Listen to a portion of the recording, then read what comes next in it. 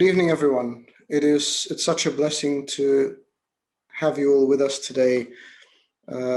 These have been exceptional times. It's been a year where everyone has been tested beyond our knowledge and beyond our understanding.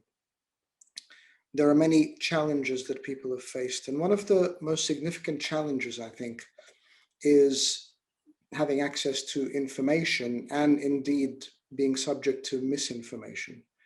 There are so many questions people have wanted to ask, and I think in the best of times, even with the most knowledgeable scientists, the answer has been, we just don't know. This has been a global pandemic, the kinds of which we haven't seen in living history. And so it is not strange that there are many, many queries. What we wanted to do today is to give an opportunity for all of you to ask questions. Over the past 2 weeks, we've had an opportunity for people to ask questions.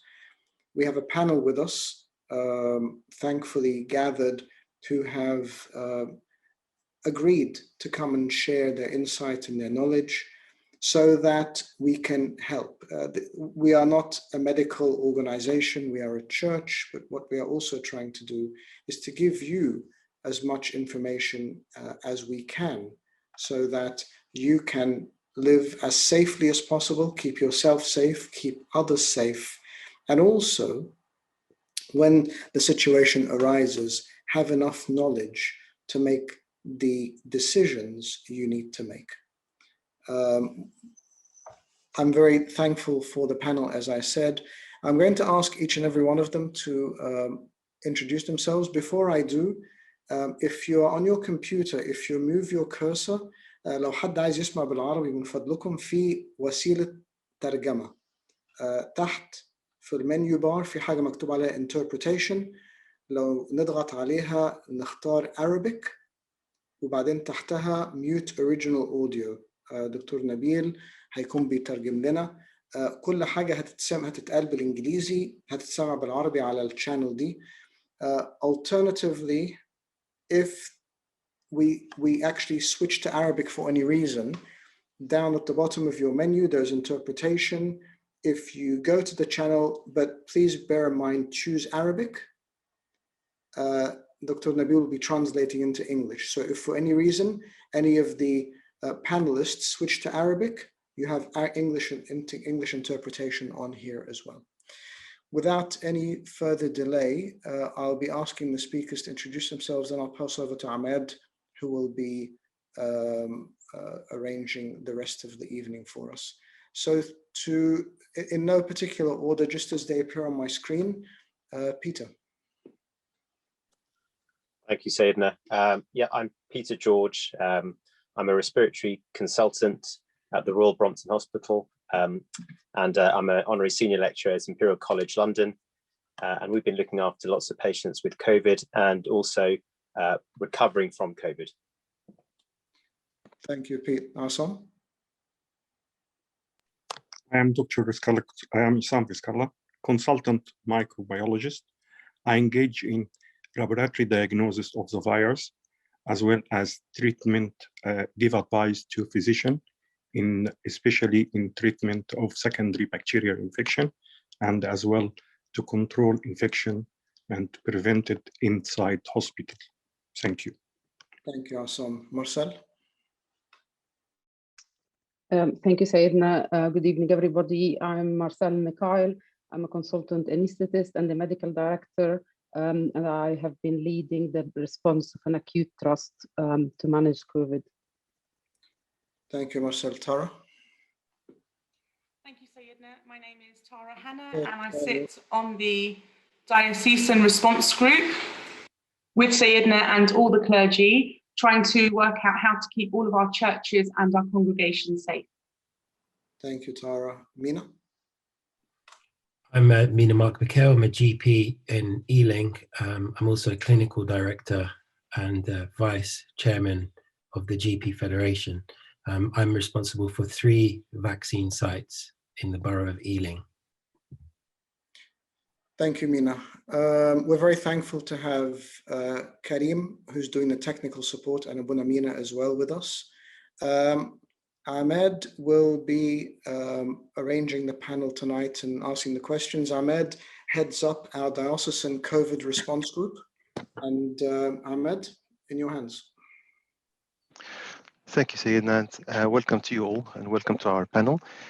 Just before we start, very briefly, I want to highlight that the information we are hearing today are true as of today. So basically, if there is any change in the future concerning the information we are hearing today, this obviously is unavoidable. Let me say that we have received quite a few questions. I am asking the panel to pause after answering or speak slowly for the translation purposes. The first question we have received is regarding the difference between the vaccines. What is the difference between the types of vaccines? Is Oxford vaccine better or worse than Pfizer, and so on? So I'll pass this on to Dr. Assam, please. Okay, there are many vaccines that have been developed.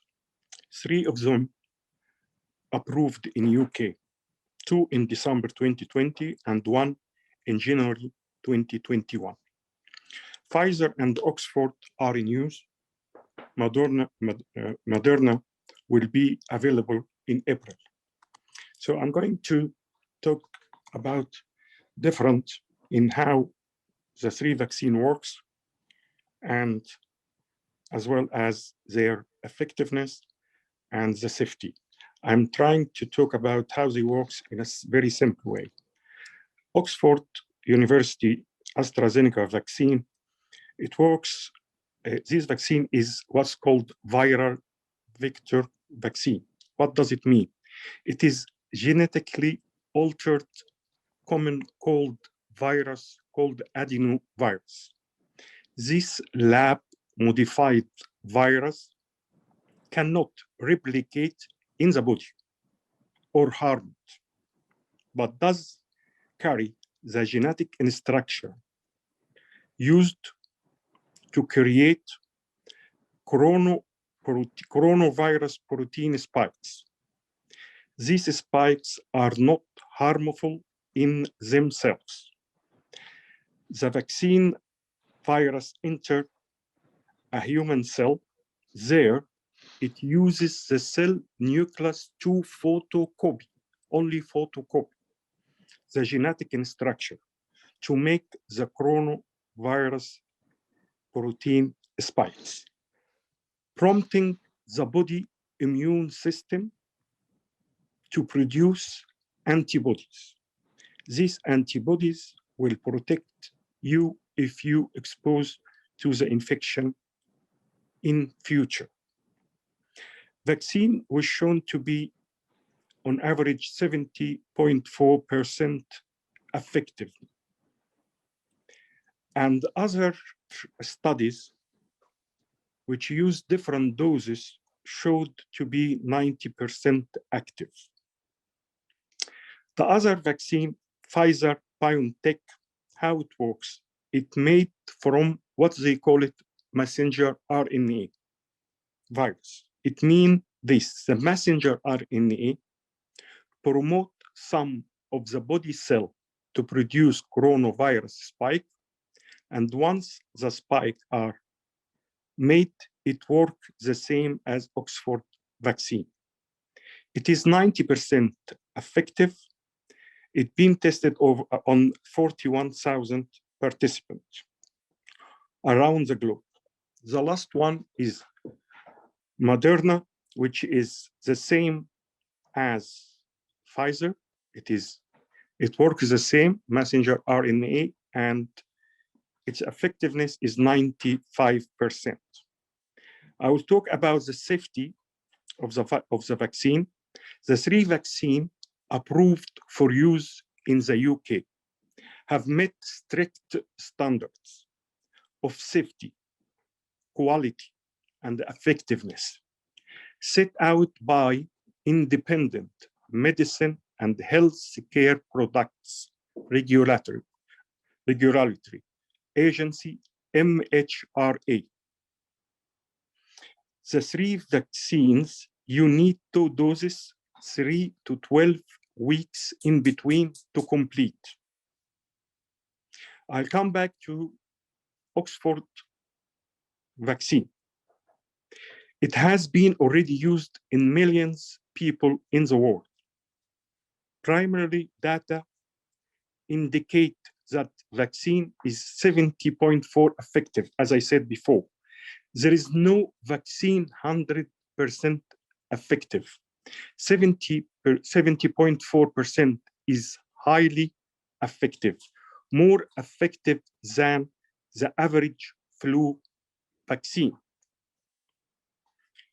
The most important thing is to get people vaccinated, as this will help to bring the virus under control and prevent people from becoming severely ill.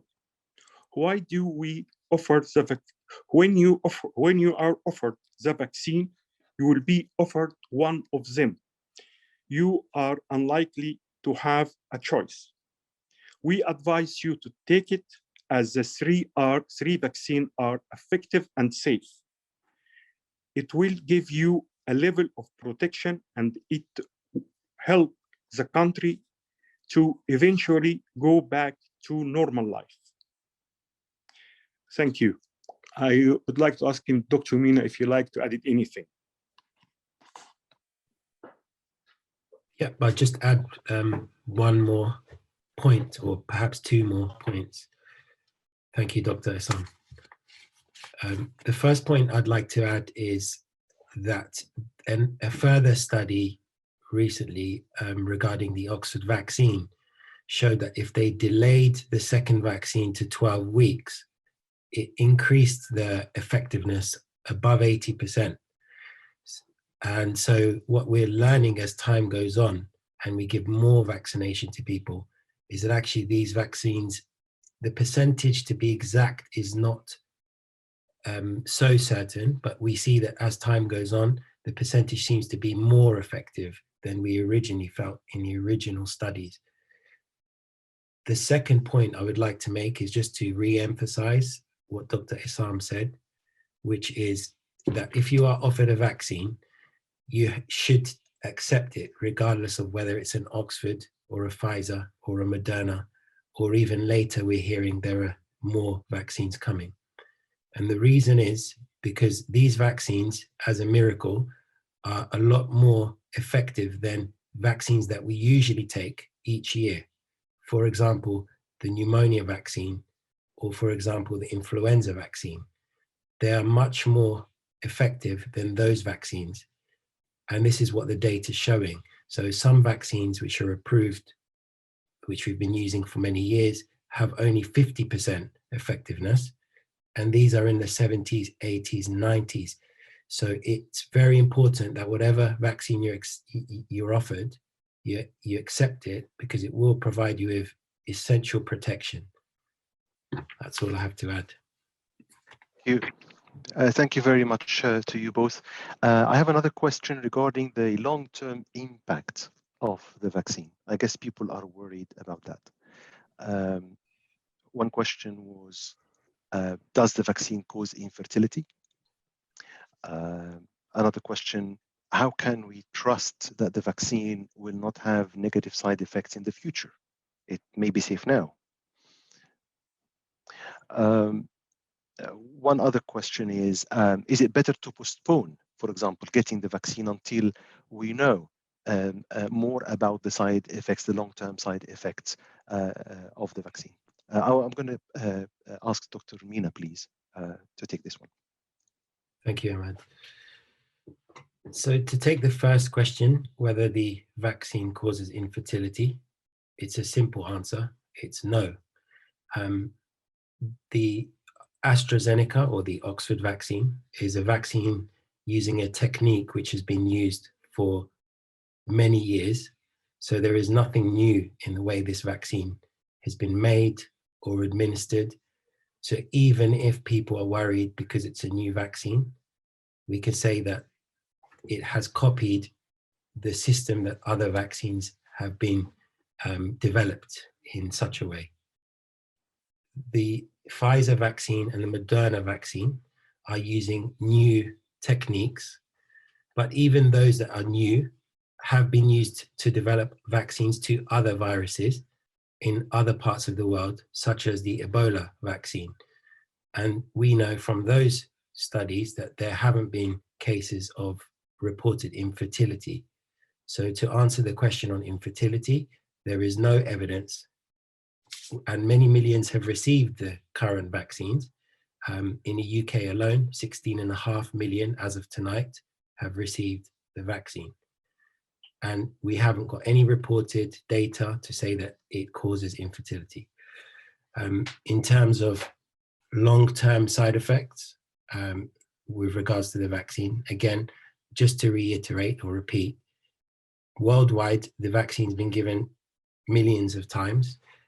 If we felt there were long-term side effects, one of those countries, the UK, America, the Middle East, would have stopped the vaccine and looked at it. So it's very important to remember how vaccines are developed. They're developed very slowly and very carefully. In the first phase of developing a vaccine, they try it on a few hundred people. Then they try it on a few thousand people in the second phase. And in the third phase, they test the vaccine on tens of thousands of people. We are way past those phases, and we know they're very safe, and we're now giving them out to millions of people. I would strongly caution people not to postpone taking the vaccine. If you are offered the vaccine, you should accept it. There's two reasons. Number one, to protect yourself and your family against the vaccine. Number two, the more coronavirus cases spread in an uncontrolled manner, the quicker they evolve and they mutate and they make the vaccine less effective. So if we don't all receive the vaccine as soon as we can, then there'll be some of us who continue to get the virus will change, and the vaccine that we have will become less effective, and we will have to constantly make a new vaccine. So it's really important for us to think about ourselves and our family and our friends, but it's also very important to think about us as a community, and we must get at least 80% of us vaccinated to control and slow down the virus mutating or changing. Now I'm going to pass over to Dr. Assam to see if he has any more to add. I'm just going to add it to one thing. Just to add it, I will reiterate what one of the big professor in gynae and obstetric, her name is called Professor Lucy Chappell. She's a professor of obstetric at King's College, London, and she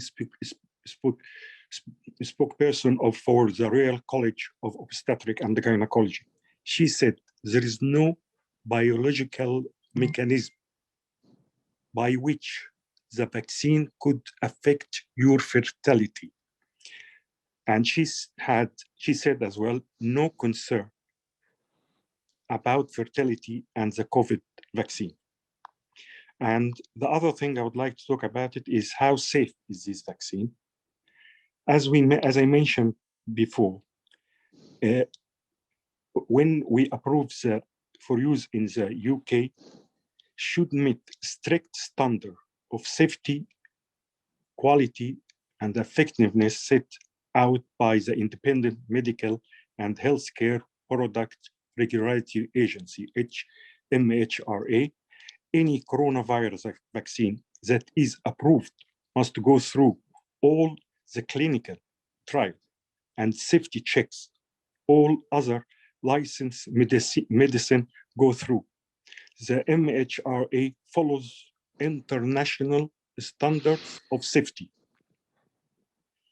Other vaccines are being developed. They will only be available on the NHS once they have been thoroughly tested to make sure they are safe and effective.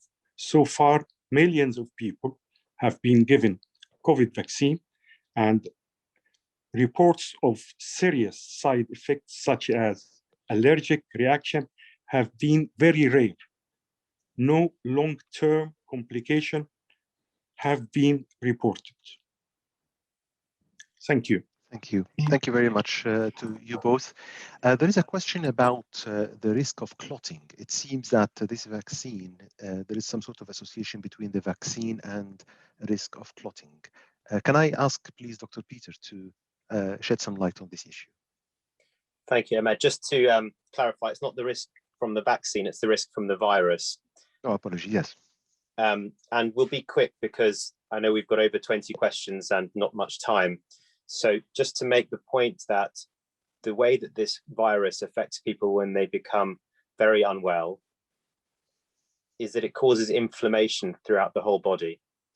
And that inflammation includes inflammation of the blood vessels and results in essentially our blood getting stickier and an increased risk of blood clots. And the question itself asks a very detailed, makes a detailed question about a blood test called the D-dimer. Now, the D-dimer is a blood test which can exclude blood clots if it's very low, but goes up when there is an increased risk of blood clots. And there is evidence that when the D-dimer is as high as 2, 3, or even 4,000, bearing in mind the normal limit is 500, that increases the risk and likelihood of there being a clot. And those blood clots in patients who are very unwell might be blood clots on the legs, or more concerningly, blood clots on the lungs called pulmonary emboli. Now, thankfully, we're very aware of those risks, and we're very, we assess patients for the chances of that, and we have very effective treatments. But it is an important question and an important medical consideration. Thank you. I have another question here regarding the impact of the vaccine on those who had operations. Someone who had a knee operation, he or she are saying that the doctors administered a full anesthetic and their heart stopped during the operation. So they are worried about the impact of taking the vaccine. Another person also asked that he had or she had an open heart operation, and they are wondering if the vaccine have any impact on them. So I guess the questions are related to those who have undergone surgery and whether it is safe to take the vaccine or not. Can I pass this on to Dr. Marcel, please? Thank you, Ahmed. So actually, the short answer to that is no. There is no risk at all for patients who have undergone surgery and who have received anesthetic, whether they've had complication or not. There are no contraindication or risk for them going forward to have the vaccine. The person who asked the question around their heart stopped while under anesthetic for a knee operation, it's really hard to know the circumstances that led to that event. I'm more than happy to take this question offline and discuss it with the individual concerned. So even if the heart stopped because of anaphylaxis to the general anesthetic or allergic reaction to the drugs, we know that with all the millions vaccinated so far, there has been no concerns around administering the vaccine to patients with history of allergy. So I would suggest that you go forward and have the vaccine, alert the vaccinator that you may be allergic or sensitive to some medication, and they will take the due necessary precaution. Thank you. Thank you. I have also another question regarding, it is a bit of a non-medical question, but it is related also to the COVID situation that we are in. And this is related to the isolation. I guess Tara is the right person to ask here. How long should a family member self-isolate if another member of the family tests positive for the vaccine? And also, during that time, can the members of the family just go and exercise, or do they have to actually isolate at home? Tara? Thank you, Ahmad. So if another member of your family has tested positive, actually every member of that household must now self-isolate. They should self-isolate and stay home for 10 days, including the day that the family member received the positive test. They should not go out and exercise at all. They should stay home. They should not go to work. They should not go out to get food and medicine. There are people who are able to do that for them. There are services. You should not, even now during lockdown, have visitors in your home. So for these 10 days, you should be staying home. If any other member of the household then either tests positive or starts to show any symptoms, those 10 days must start again for that person. So if I was in a house and my husband tested positive, whether he was asymptomatic or not, I should stay home for 10 days. If after 3 days I then began to show symptoms, I should restart those 10 days again. Thank you, Tara. You. Thank you, Tara. Someone asked a question about antibiotics. It is the same person. He's asking that his doctor has prescribed antibiotics to the family member who tested positive. Is this correct? And is antibiotic capable of fighting COVID? Peter, please, if you can take this one. Yeah, thank you. So we know that coronavirus, by its nature and being a virus, would not be responsive to antibiotics, which are effective against bacteria. Having said that, it is not uncommon for people to develop a bacterial infection after a virus.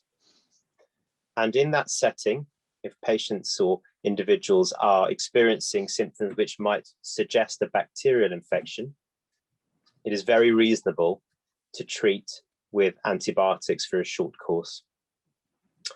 We'll talk a little later about treatments for coronavirus, but certainly one of the initial treatments which was suggested and might have been positive and helpful, an antibiotic called azithromycin, in the trials has been shown not to be effective.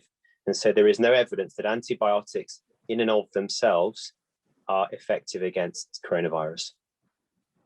Oh, thank you, Peter. There is actually indeed another question about COVID treatment. Maybe it is best that it follows from this one.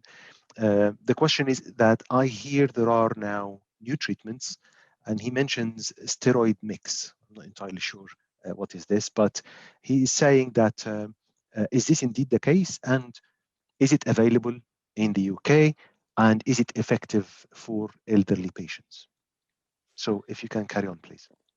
Sure. So the good news is that in the vast majority of people who are infected with coronavirus, there is in fact no requirement for treatment because they get better on their own without any need for any specific treatments. And by 10 to 14 days, it is what we call a self-limiting illness. It will get better alone. Unfortunately, however, a proportion of people who are infected with coronavirus become more unwell and require supplemental oxygen as part of their treatment. In that setting, there are treatments that are required, and the data from the trials tells us that in patients who are requiring oxygen, a steroid called dexamethasone has been shown to be extremely effective. Importantly, in that trial, there were a group of individuals who were treated with dexamethasone who did not require oxygen. And in those people, there was a suggestion that the steroid was associated with worse outcomes, may not have been helpful, and possibly even harmful.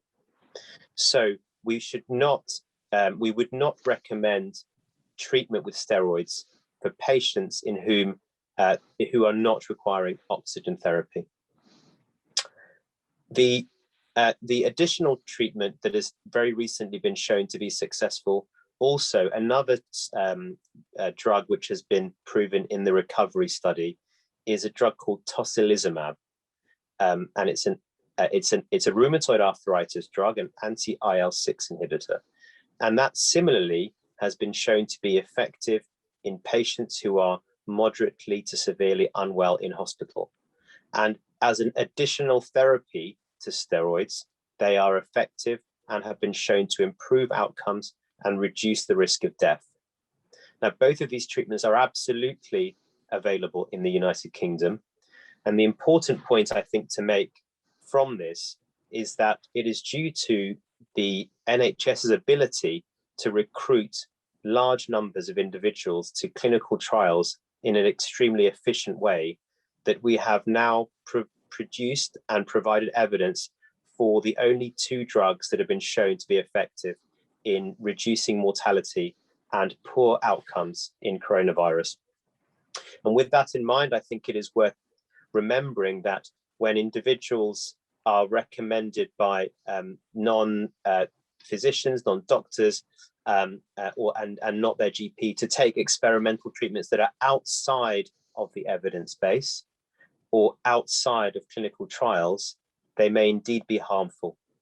So we would recommend to stick to the drugs that we know are efficient, but also if you're given the opportunity to enroll in a clinical trial, if you are unfortunate enough to be in hospital, then it is highly recommended. Thank you. Thank you very much. It's comforting to know that now we have new treatments that are effective, especially for our vulnerable members. Another question related to long COVID. The person asking, what is long COVID? And how do you know that you have long COVID? And is there any long-term treatments for it? And does anyone who suffered strong symptoms from COVID will probably get long COVID? I'm going to give the long COVID question to Dr. Marcel, please. Okay, thank you, Ahmed. So the long COVID is now a recognized mainstream disease, and it's a term used to describe the long-term effect of the virus beyond the initial period of acute illness. So if you've become acutely unwell with COVID and you tested positive, but you continue to suffer symptoms beyond 12 weeks, you will be classified as having long COVID syndrome. If you have suffered from the virus and had symptoms and remained unwell for up to 12 weeks or more, then you are indeed suffering from long COVID. What long COVID symptoms are like, it could be a very wide range. They could be physical symptoms or they could be psychological symptoms. People have described feeling very depressed, very anxious, unable to concentrate, what they called brain fog, and symptoms of such nature are very common. Some other COVID sufferer, long COVID sufferer, have described physical symptoms that persisted, as I said, beyond 12 weeks, most commonly fatigue, muscle ache, breathlessness, cough, headaches. We know that COVID, as Pete had just described, affect the blood vessels at times or even the clotting of blood. So it could affect the kidney, the liver, the lung, any organ. If you do suspect that you are suffering from long COVID, I would advise you to go and seek help from your GP, who will be able to direct you to the best available resources for you to get the help you need. There are a number of NHS trusts and big teaching hospitals who are running long COVID clinics, and they will be able to signpost you to the right resource and the right support. Unfortunately, it doesn't only affect patients who were severely infected with the virus and ended up being hospitalized. It is a recognized syndrome even in patients who have not been hospitalized. And there is no direct correlation between the seriousness of the acute illness and the long-term COVID. So you could, in other words, you could have a mild COVID at the beginning and still have long COVID, or you could be seriously acutely unwell at the beginning and not have long COVID. So it is very much how long you have been continuously suffering from symptom related to COVID after you've had the illness and tested positive.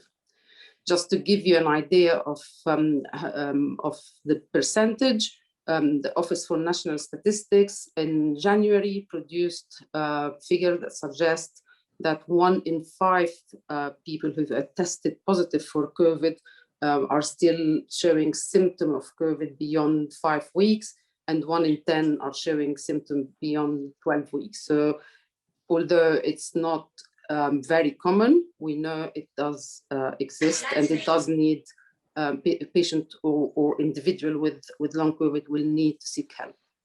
Thank you. Thank you. Thank you very much, Dr. Marcel. I have a question regarding the Oxford AstraZeneca vaccine. It's related to the DNA mix. It's obviously a question posed by a professional. My question is about the Oxford AstraZeneca vaccine. It is known that the mechanism of action uses DNA technology, which enters into our nucleus. Will this mix with our DNA? And if not, can you explain, please, and how long it will stay inside our nucleus? I'm going to give this question to Dr. Assam, please. Thank you, Imad. I mentioned the mechanism of action already, but I will go through it very quickly. This type of vaccine is a viral vector vaccine created by Oxford University and AstraZeneca. It works by injecting your body with a genetically altered common cold virus called adenovirus. This lab-modified virus cannot replicate in the body, or harm it, but does carry genetic instruction used to create the protein spikes. After injection, the vaccine virus enters a human cell. There, it uses the cell's nucleus to photocopy the genetic, not integrated, only photocopy genetic instruction to make the coronavirus protein spike. The Oxford AstraZeneca vaccine uses this technology, which has been developed and optimized by Jenner Institute for vaccines on Oxford over the last 10 years. This type of vaccine technology has been tested for many other diseases, such as influenza and Middle East respiratory syndrome, MERS, another type of coronavirus. These vaccines are completely devoid of function to integrate into our DNA, and that is deliberate. Adenovirus vaccines do not contain the specialized tools needed to copy or edit DNA. The lab-modified adenovirus virus cannot replicate in the body or harm it. This vaccine cannot replicate inside the body and only stay in the body for a few days. After helping the cell to produce the immunity response against the spike protein, the vaccine is removed by the body. Thank you. Thank you, Dr. Assam. A question regarding the South Africa variant and in particular in relation to the Oxford vaccine, Oxford AstraZeneca. And he's saying that the person who asked saying that he heard that the AstraZeneca vaccine is not effective against the South Africa variant of the virus. He wants to know if this is true. And what is happening with those who already took AstraZeneca vaccine? And what about those who are offered this vaccine? Should they reject it with the presumption that it is actually not effective against the South Africa variant? So Dr. Mina, please, if you can take this question. Thank you. Thank you, Ahmed. So the evidence that has evolved recently is that all of the vaccines which are on the market are less effective at keeping the South African variant away than the original variant. And we know over time, more variants have evolved from the original variant. We have the Kent virus or the Kent variant, we have the Brazilian variant, and we have many more. Now, the key to stopping variants changing is to control their spread by a number of measures. So the more we leave this virus to be out of control, the more variants there are. Measures, as Tara said, such as social isolation or lockdown, reduce the number of mutations, and measures such as vaccinating people reduces the mutation and the fast spread of the virus. Going back to the original question, all vaccines have been shown to be less effective against the South African virus, but that is not a reason to reject the vaccine. It is not a reason to reject any of the vaccines. To date, until the 8th of February, there was only 147 South African cases in the UK. Every day we test between 500,000 and 800,000 people of COVID, and we've only found 147. The most common strain in the UK is the Kent variant, and even all three vaccines are highly effective against the Kent variant. The pharmaceutical companies are developing a booster vaccine which will be given to people against the South African variant. And the summary of the discussion is to accept the vaccine that you're offered. And in time, we will all be revaccinated with the newer variants. We expect that people will require regular vaccination or revaccination at around 8 months, perhaps a year, but we don't know exactly. So we feel that the coronavirus vaccine will mimic the flu vaccination, which happens every year. So as those vaccinations are re-given, the new strains will be added to those vaccines. But for now, please accept whichever vaccine you're offered. Thank you. So to be clear, you are saying that any of the vaccines, not necessarily the Oxford vaccine, is less effective against the South African variants, regardless of which type of vaccine. They all have proven to be less effective. Is that correct? That's correct. Yes. Thank you. Another question, Mina, regarding the timing. Someone who says he is 55 years old. So when do you think he is to expect to receive his vaccination? Can you please answer this one? Sure. So at the moment, what we have been doing is giving the vaccines according to the highest risk groups. And we know those who are older are more likely to have complications that are severe. So we have been working down from the 80 plus down. As of tomorrow, there will be an announcement that anyone who's above the age of 64 will be offered the vaccine. And I expect within a matter of 4 weeks or 6 weeks, it would probably reduce down to the 55 cohort. We do expect everyone in the country above the age of 16 to be offered the vaccine by autumn.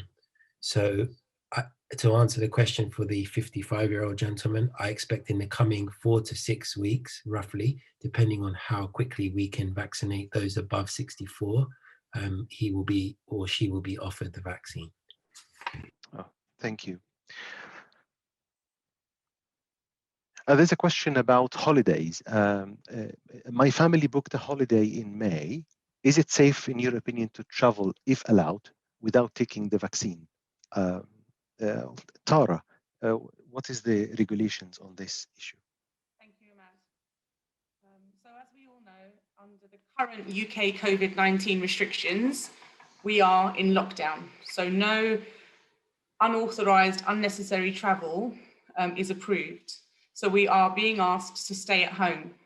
You should not travel, including abroad or within the UK, unless you have a legally permitted reason to do so. However, we do know that we are about to receive updates to these lockdown measures, and we should continue to refer to the restrictions that would be in place at the time that your travel is booked. The second part of this question was about being allowed to travel without taking the vaccine. Now, there's currently no government or medical guidance around traveling with having the vaccine or without being vaccinated. So there is no information on that at the present time. Thank you. Thank you. There is a question from a lady who sent a detailed medical condition of her mother. Her mother is an elderly and suffers from complicated medical conditions. And she was wondering if there is a risk of her mother taking the vaccine. And also, to broaden this up a little bit, is there actually any situation where someone should not take the vaccine? Dr. Mina, please, if you can take this one.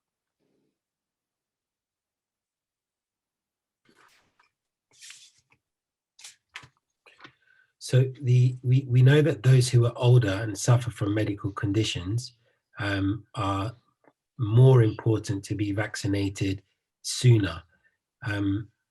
Because mum is in this situation, suffers from several medications and complications, and is on a large list of medication, that would make me want to vaccinate her more rather than less.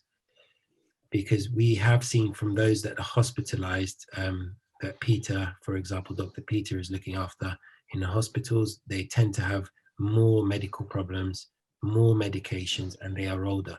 So it's very, very, very important that those who are older or have chronic medical problems or take big lists of medications receive the vaccine before anyone else. Thank you.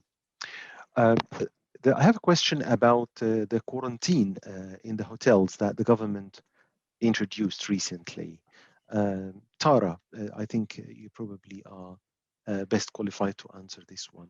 Regarding those coming from abroad, having to quarantine in hotels, and the question is in particular related to the British citizens who actually have homes here in the UK. Do they have to also quarantine in hotels, and who will shore the expenses? Thank you, Imad. So it's quite a contentious subject at the moment. So as of today, again, all of the information that we're providing is correct as of today. Only travellers from countries on the current banned red list have to quarantine in a government-approved accommodation. This is whether you are a UK resident or not. You'll have to pay for a quarantine package, which includes government transportation to a government-approved place of accommodation. It will include your food and drink and testing. And the cost of this is quite high at £1,750 per adult. All arrivals from countries who are not on the banned red list are able to self-isolate at home. They will still be subject to spot checks and fines of up to £10,000 for non-compliance. All passengers, no matter which country they have travelled from, are required to provide proof of a negative COVID-19 test taken no more than 3 days before departure, and will also be required to undertake 2 mandatory tests on day 2 and day 8 of their 10-day quarantine or self-isolation. All passengers must also complete a passenger locator form 2 days before arriving in the UK, and there is onus on the carriers to check them, both of these for every passenger before they board the plane, and also at border control upon arrival.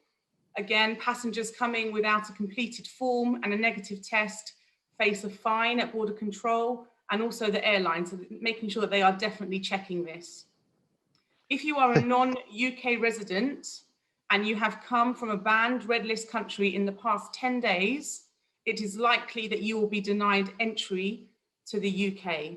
So just to reiterate, British citizens will have to quarantine in hotels if they come from one of the banned red list countries. If you do not come from one of those banned red list countries, then you are able to self-isolate at home, but many of the restrictions are still in place with regards to testing, spot checks, and fines. Thank you. Thank you very much, Tara. Obviously, this information is subject to change at any point in time. So, but this is the case as it stands today. People, I suppose, have to check which country they are coming from to make sure they need to, whether or not they need to book this hotel quarantining with the government. Thank you. A question regarding hygiene and virus survival on the surfaces. I think this is an old question that has been raised from a long time ago. People are concerned about parcels they receive in the post and groceries they order from the supermarket. So in general, if I can ask Dr. Hassan, please, to let us know more about the survival rate of the virus on surfaces. Thank you, Imad. Wash fruit and vegetable the same way you would in any other circumstances. Before handling them, wash your hands with soap and water, then wash fruits and vegetables thoroughly with clean water, especially if you eat them raw. How long survive? It is varying, depend on the surface. Between hours, 2 days, could be 5 days. But currently, there is no confirmed case of COVID-19 transmitted through food, including fruits and vegetables, or food packaging. Still, it is possible, though not as likely, to catch the virus if you touch a surface or object that has the virus on it and then touch your mouth, nose, or eyes. It is generally safe to go to supermarket by following the prevention measures, which clean your hands with sanitizer before entering the store, maintain distance, wear mask. Once home, wash your hands thoroughly, and also after handling and sorting your purchased goods. Thank you. Well, thank you very much, Dr. Hassan. One more question regarding testing. The final question, actually, if I may ask Dr. Mina to take it. Will the test that we take show which variant of COVID do we have? And if it is the South African variant, should I contact emergency? Can you please take this one, Dr. Mina? Sure. So the only test that shows the variant of the COVID is the PCR test, which is the one that a swab is taken and sent to a laboratory, and then the fragments of the virus are looked at under a microscope and detect the variant. The home testing kits, or the testing kits which we call lateral flow tests, which can be done at home, are now being done for teachers, for various frontline workers, are not very accurate. They're around about 50% accurate, and their purpose is for non-symptomatic patients. So non-symptomatic people. So anyone who works in a key worker environment will be receiving those kits to test themselves to ensure that they are safe to deal with the public. But they should not be used to determine the variant, and they should not be used to determine whether someone has got COVID, as they are not very accurate. I hope that answers the question. Oh, thank you. Thank you very much. It does. I want to thank all the panel for taking the time and coming aboard for this. Really appreciate it. I think sufficient questions have been asked and many good answers. Over to Your Eminence, Sayyidina, if you can please. Thank you so much, Ansari. Thank the panel, thanking Ahmed moderating so well, and thanking you all for both sending questions, but also being with us on this panel today and this discussion. I think from the number of questions, there may be an opportunity for us to do a repeat event in a few months' time when we need to. So I'll have this ongoing conversation with the panel. And if there is a need, and there are more development, as there are almost on a daily basis, we will potentially come back so we can help you as much as possible. I just want to address one thing very quickly, and away from this panel, there has been some talk about the spiritual component. Is it right for us to take a vaccine? Is it right for us to be treated? Connections to the book of Revelations and connections to various sermons. I don't want to address this in depth now because it's not the right time, but we will, God willing, address it. And that is when we look at right at the beginning how God created us in his image and according to his likeness and sanctified us in that way. When we look at the ministry of our Lord Jesus Christ himself, in going to the paralytic, in going to the blind man, in healing the lepers, we are the temple of God and the Holy Spirit abides in us. And we are entrusted over this temple of God because we are his image and likeness. And so whatever means are available to us, based on medical advice, based on medical availability, don't forget that it is God who has given people intellect and knowledge and understanding and allows them to then develop these treatments that we're using. And so according to my very simple understanding, I don't think there is anything in scripture at all to tell us we should not be treated. There is nothing in scripture at all to tell us that a vaccine is not right. There is nothing in scripture at all to tell us that we should not care. In actual fact, we are entrusted over the world and over each other and must take every precaution to keep Jerusalem safe, which is myself, and then everyone around me, including the ends of the earth. And so please, I'm very disturbed by these theological conversations and biblical conversations. At the moment, the most important thing we have is others. God created the whole world and then crowned it with the creation of humankind. And so that is God's most treasured creation. And we must do all we can to keep that creation safe in ourselves and everyone around us. So please do think about that, and we will discuss this even more. The other thing that I've heard from many is that we must all look to our treating physicians. You all have GPs, you all have doctors, you all have consultants you're under. They will be able to advise you whether there's anything that you need to do. We are very thankful to have so many within our own community, but according to our National Health Service, which is so well supported, we also have so many good physicians that who look after us. And so trust the people you are being treated by. If there is for some reason an exception to the rule, get another advice, but let's stick to getting medical advice from medically qualified people and the people we trust to look after us.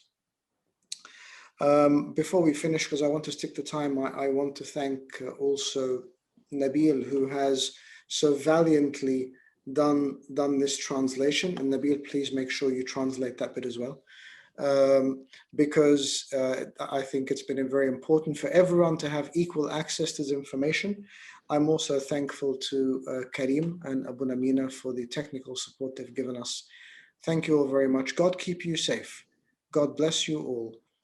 In our liturgies tomorrow, we lift up our prayers for our community, our church, our world, and pray for God's healing hand upon us, both physically and spiritually. God bless you. Have a good night. I look forward to seeing you in your parishes tomorrow. I'm at St. Mary and St. Shenouda, God willing. I look forward to seeing you all there. And be safe and be blessed. And I'll see you again very soon. Have a good night.